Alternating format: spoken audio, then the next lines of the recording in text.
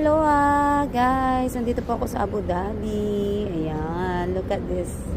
May nakita po kung ikaka-asenso po ninyo dyan sa Pinas.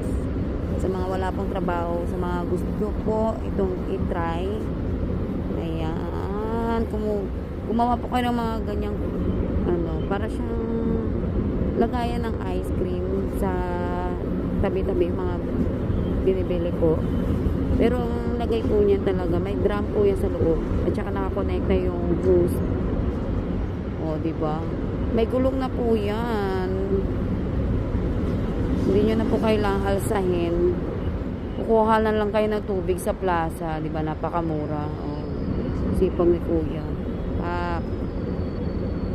Magkano na rin yan sa atin, diba? O, magkano din yan, guys.